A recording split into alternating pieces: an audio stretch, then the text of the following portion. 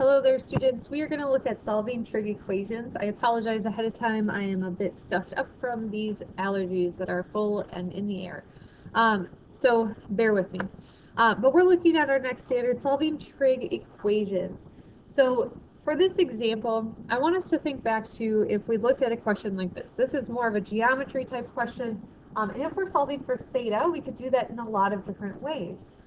We could say sine of theta is equal to opposite over hypotenuse, which would be 1 over 2. What we could do then is we could do that theta really is equal to the inverse sine of 1/2. And in algebra or geometry, we would plug this in our calculator and we would figure it out. Now, there's something we know about our about this that we didn't know when we did this before. First of all, we know that this is a special right triangle. So we already know that this has to be 30 degrees. This would be 60 degrees, and this would be 90 degrees. So we know theta is equal to 30 degrees. If our calculator mode is in degrees, then if we plug this in, we would get 30 as our answer. But we've looked at this in a little different way since geometry. We've looked at these triangles not just as though they are all positive, but also using the unit circle. So looking at the unit circle, if we're wondering where is sine, so sine of theta, we'll do the same question, equals 1/2, then what we're doing is we're still saying that we're looking for the inverse of sine of 1/2. We can also call this the arc sine of 1/2. We might see it written that way, or just the way that it is at the top. So notice how here we know sine goes with y. So where is y equal to 1/2? Well, we see that here, which is good, that it's still at 30 degrees. But we also see that we have a positive 1/2 here at 150. So then how do we state? We could say that theta equals also pi over 6, we could write it as, and 5 pi over 6. And then all the rest of our y's are negative. But remember that we have coterminal angles too. So we could draw this 30-degree angle like this, but couldn't we also have a 30-degree angle that would look like this? So 30 plus 360 or 390. Or that would be pi over 6 plus 2 pi. So we would also have this at 7 pi over 6. And wouldn't it keep going? Now, one way that we can also see this, besides just continuing to add, is we could graph our function of sine. So let's do that. So we have y equals sine of x. Clearly, I don't expect you to draw the whole unit circle here, but it might be helpful in your notes to show these coterminal angles. But this you should put in your notes also. Yes, I exaggerated that out quite a bit, and that is intentional. So I'm going to draw a couple periods of sine of x. So we've got pi's every other, right? We've got pi over 2 pi, 3 pi over 2, 2 pi, every other 3 pi, 4 pi, and we can keep going. Okay? Our amplitude is still 1, -1 there.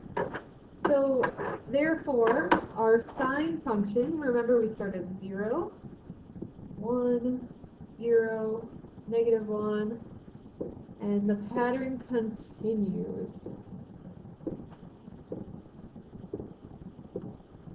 Some may be exaggerated a bit, like this one at the bottom, but you still know where it should be. So we sketch our graph here. And remember that it continues on, and it also continues in the negative direction as well. So we're trying to figure out where is sine, where is that equal to 1/2? So I could also say that I want to graph y equals 1/2, and that would be this line right here, where y equals 1/2. So the first time that we get an intersection point would be at this 30 degrees. So this point right here is at 30 degrees, or pi over 6. Our next point right here would be at 100 and, what did we say? If we look up here, we've got 150 degrees, 150 degrees, or 5 pi over 6. So notice when it intersects again, it's at the same position, but it's 2 pi more, right? It's the start of a new cycle, and we intersect again. So that's where we got our 7 pi over 6. So this one, 7 pi over 6, or that would be 390 degrees. And we could keep going, right? We have a position right here, we have a solution right here, here, and it continues. So how do we state that we have all of these solutions? Well, instead of stating every single one, so we can say, if the question is asking sine of theta equals 1/2, and then if we want all the solutions, we can say theta equals, and we know that we get pi over 6, but we're going to add every period, right? So how long did it take to get from this point to that same position on the next period? Well, it took 2 pi. So we're going to add 2 pi for any number of times. And so typically when we talk about integers and like the first time and the second time and the third time, we use the number n. So theta equals pi over 6 plus 2 pi n.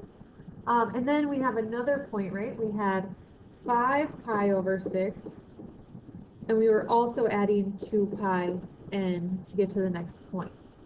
So looking at our graphs, we can find all of our solutions for this. Now, sometimes we might ask this question with a restricted domain, sometimes we might not. So this one, the domain was not restricted, it was just to solve this, and we get these answers. And this includes every answer where they intersect up here, okay? So let's look at some other questions. And we won't draw a picture every single time, or draw the graph every time, because we can also use our unit circle. So here's another question. This would be really just example 2. So if we want to solve, and we have 2 sine of theta minus 1 equals 0. Now we're going to solve this as though it's an equation.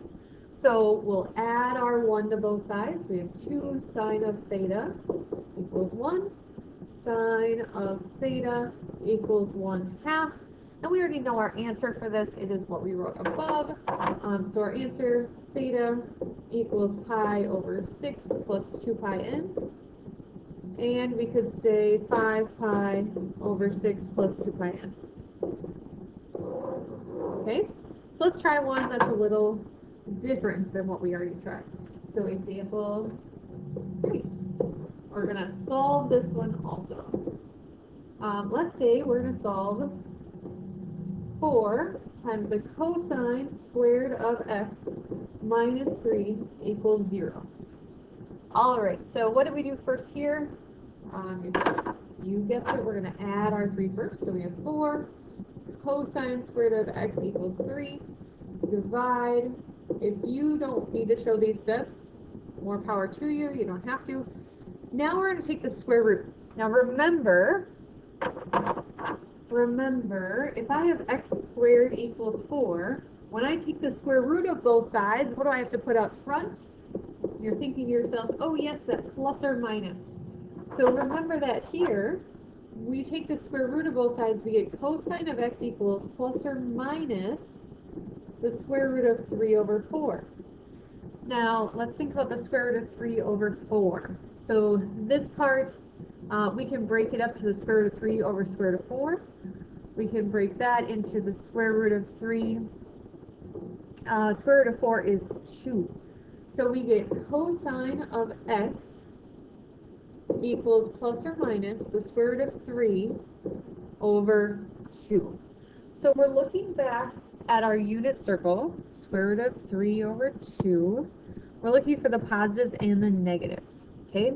So where is cosine, remember, going back, cosine, where is that positive and negative square root of 3 over 2? So we get, I'll highlight in another color here.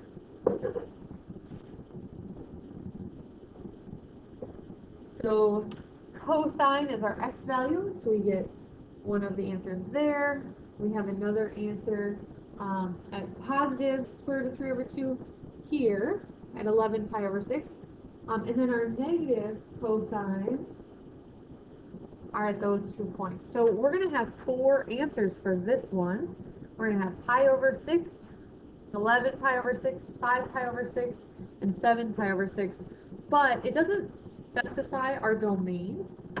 So our answer is going to include that plus 2 pi n.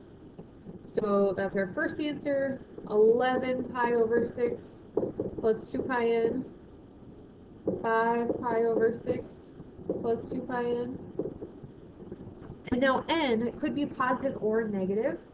So that's why we're not including our negative parts, because it's already wrapped up in there. So n we're using to represent integers, and those are all of our solutions for cosine equaling what we just said. So let's try another one. We'll try another one. So example 4.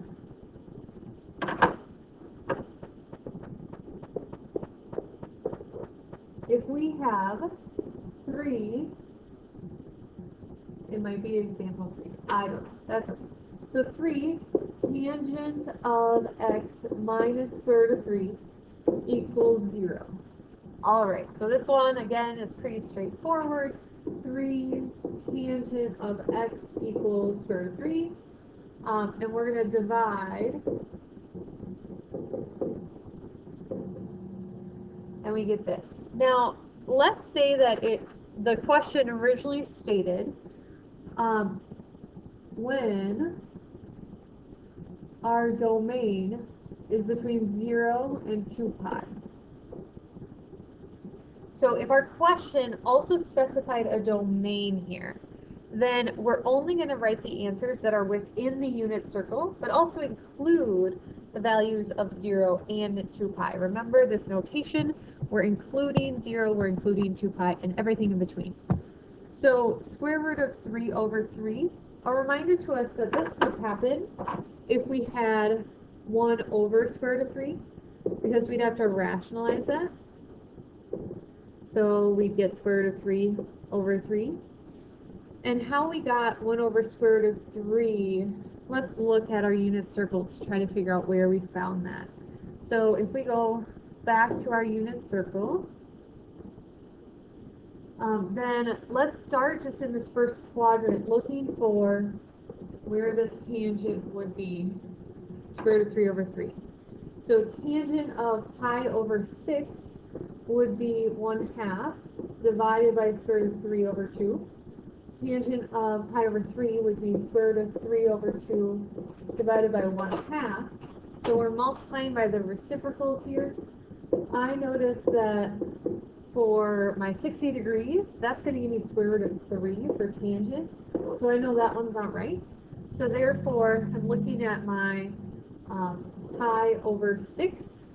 If I multiply by 2 over square root of 3, then I see that my 2's will cancel.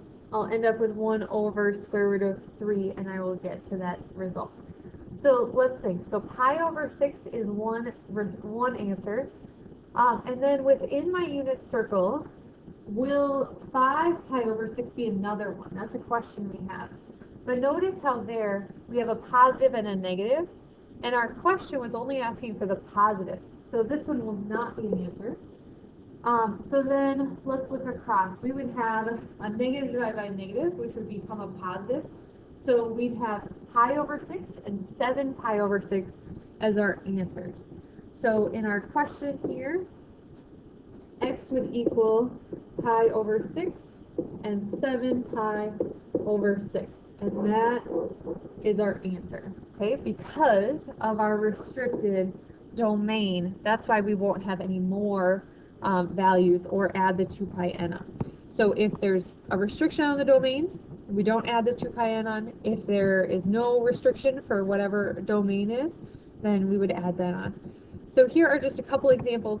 We will talk about more in class and practice more, and then our next video will show additional examples that may be a little more complex. See you then.